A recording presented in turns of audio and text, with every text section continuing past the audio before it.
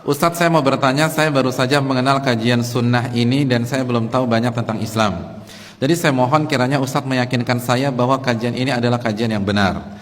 Karena banyak orang-orang yang mengklaim sesat terhadap kelompok Islam yang ada saat ini. Assalamualaikum warahmatullahi wabarakatuh. Bagaimana kita melihat suatu kelompok itu sesat dan menyimpang, Ustadz? Terima kasih jazakallahu khair atas pertanyaannya. Pertanyaan yang bermanfaat. Kalau diminta untuk meyakinkan, mungkin Ustadz kita Ustadz Elfi hafizahullah mungkin lebih baik daripada saya. Hanya saja karena ini ditujukan kepada saya dan saya harap juga ditanyakan kembali ke kajian beliau hafizahullah. Yang pertama, kita tidak yang kita yakini, apa yang kita pelajari ini benar, tapi kita tidak mengklaim kita benar semuanya.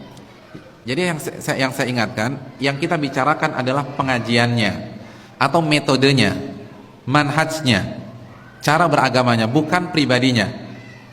Artinya pribadi saya dan kita semua itu tidak maksum, pasti jatuh ke dalam kesalahan dan bisa jadi suatu ketika kita jatuh ke dalam kesalahan fatal. Oleh karena itu, firqatun najiyah atau pengajian yang benar, yang pertama, pengajian tersebut memiliki referensi yang jelas, ada rujukannya, dan rujukannya adalah Al-Quranul Karim dan hadis-hadis Nabi SAW yang sahihah. Setiap ilmu atau materi yang disampaikan itu ada dalilnya, bisa dicek di surat apa, ayat berapa, bisa dicek di hadis riwayat siapa, lalu bisa dicek kevaliditannya. Jadi Al-Quran dan hadis. Dan apabila berbicara hadis, hadisnya harus sahih, hadisnya valid, jangan hadis yang lemah atau palsu. Jadi, dan antum boleh cek loh, antum boleh tanya ke ustadznya, Pak Ustadz, tadi Ustadz bilang demikian, dalilnya apa ya? Dan ustadz itu nggak akan marah, karena itu berpikir kritis. Dan beliau akan kasih tahu ini surat ini ayat sekian. Hadisnya bisa dicek di Bukhari, bisa dicek di Sunan Abu Dawud, bisa dicek di Musnad Imam Ahmad dan sebagainya. Jadi pengajian itu harus ilmiah, ada referensi, ada rujukan. Jadi bisa dicek, bukan perenungan dari pemateri.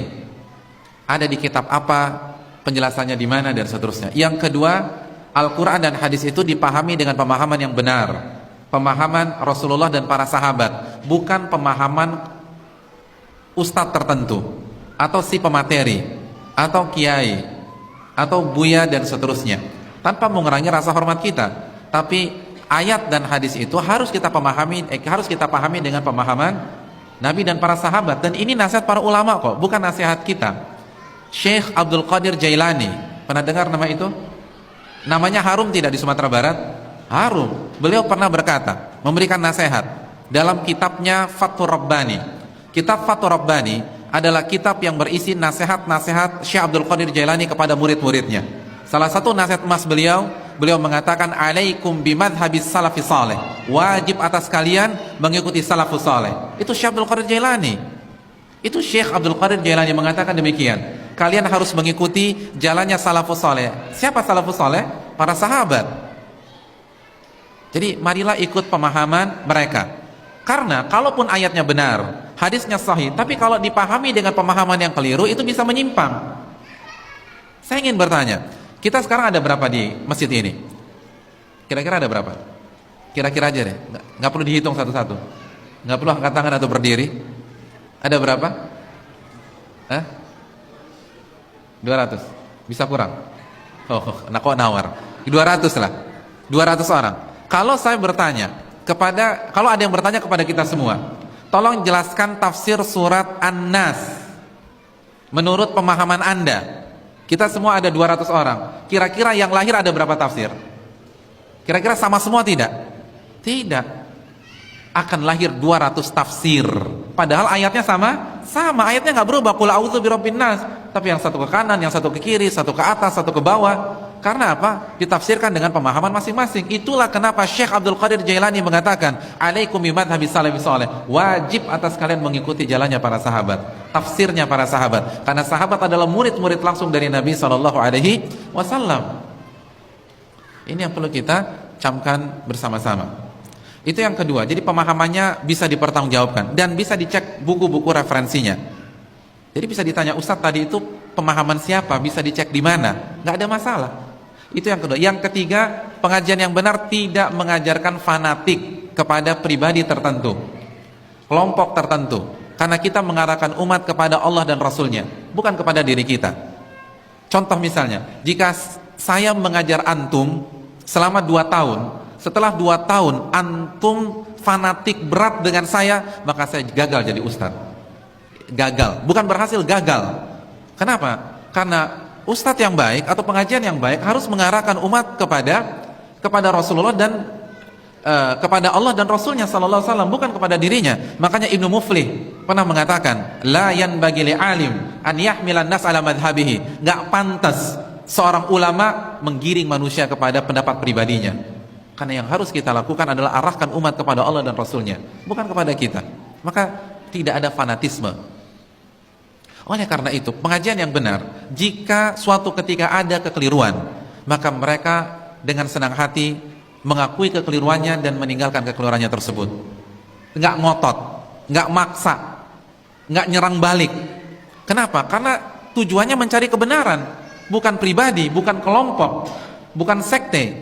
Kita cari kebenaran di sini, bukan mengagungkan diri kita masing-masing. Oleh karena itu, kalau kita salah, sampaikan kesalahan kita apa dan kita rujuk kepada kebenaran tersebut. Abdullah bin Abbas pernah salah, dan salahnya fatal lagi, membolehkan riba fadl. Riba dihalalkan. Saya ingin tanya, kalau ada ustadz menghalalkan riba, besok antum mau duduk di kajiannya dia lagi enggak? Enggak mau, nih orang sesat Pak Ustadz. Abdullah bin Abbas pernah salah dengan kesalahan seperti itu. Lalu dinasihati oleh siapa? Abu Sa'id Al-Khudri radhiyallahu ta'ala an. Dijelaskan dalil-dalil tentang haramnya riba fadl. Apa yang terjadi? Ibnu Abbas mengatakan, jazakallahu ya Aba Sa'idil jannah. Wahai Abu Sa'id, semoga Allah memberikan kamu surga. Qad dzakartani amran kuntu nasitu. Engkau telah mengingatkan diriku sesuatu yang sebelumnya aku enggak tahu, atau mungkin aku tahu tapi aku lupa. Abdul bin Abbas padahal yang mengkoreksi orang yang di bawah beliau dari sisi ilmu tafsir misalnya. Enggak maksa, enggak ngotot, enggak marah-marah. Karena yang dicari adalah kebenaran. Begitu juga pengajian yang baik, yang benar, itu ketika yang namanya juga manusia. Kalau Ibnu Abbas bisa salah, nggak mungkin ustadz benar semua. Kullu bani Adam khata', setiap anak Adam pasti melakukan kesalahan. Imam Abu Hanifah beberapa kali salah, bahkan banyak salah. Ibnu Hazm banyak melakukan kesalahan. Bahkan dalam masalah asma wa sifat, keyakinan Ibnu Hazm itu lebih mirip Mu'tazilah daripada Ahlussunnah. Jadi kalau ulama-ulama seperti bisa salah, nggak mungkin ustadz-ustadz kita atau guru-guru kita tidak akan salah. Pasti akan salah. Justru, dan itu wajar. Dan itu bukan berarti kita rendahkan beliau, karena itu adalah sebuah kewajaran dan kepastian. Justru yang aneh kalau kita punya ustadz 15 tahun nggak pernah salah, itu justru aneh. Itu ragukan kemanusiaannya. Manusia apa enggak? Karena kalau manusia pasti salah. Dan itu wajar, biasa. Orang salah itu biasa. Dan kita nggak akan ngotot. Kalau memang bisa dibuktikan kita salah, kita akan rujuk dari kesalahan. Jadi enak gitu, nggak ada beban. Pengajian yang benar tuh nggak ada beban. Kalau salah, masya Allah saya salah, jazakumullah khair atas masukannya, kita akan rujuk. Kan begitu. Abu Hasan Asy'ari rujuk dari Mu'tazilah, dan beliau tanggalkan bajunya sebagai simbol beliau rujuk dari Mu'tazilah. Itu baru yang benar. Lalu setelah itu beliau meyakini keyakinan yang diyakini oleh Imam Ahmad bin Hanbal, sebagaimana dalam kitab beliau Al-Ibanah. Jadi pengajian yang benar simpel, tidak menggiring jamaah, tidak mendoktrin sepihak jamaah, hanya bicara qala Allah, qala Rasul dengan pemahaman yang benar. Dan kalau ternyata ada kegelinciran karena kita sama-sama manusia, kita dengan senang hati menanggalkan kesalahan tersebut, dan kita tidak mendidik umat fanatik kepada pengajian kita. Imam Syafi'i mengatakan, idza khalafa qawli qala Rasul fadribu biqawli ardal haid. Apabila pendapatku bertentangan dengan sunnah Nabi, maka buanglah pendapatku ke tembok. Imam Ahmad mengatakan, la tuqalliduni, janganlah kalian taklid buta kepada diriku. Jadi kita tidak mengajak fanatik kepada diri kita. Fanatiklah kepada Nabi SAW, itu saja. Dan ingin tahu sekte yang sebaliknya, ya balikkan kriteria tersebut. Tidak pakai dalil. Kalau ada hadisnya ternyata hadisnya nggak valid, atau pemahamannya tidak sesuai dengan pemahaman Rasulullah dan para sahabat, pemahamannya pemahaman pribadi, fanatik ke kelompok tertentu, ke individu tertentu, tidak mau menerima kebenaran, dan seterusnya. Dan juga jangan lupa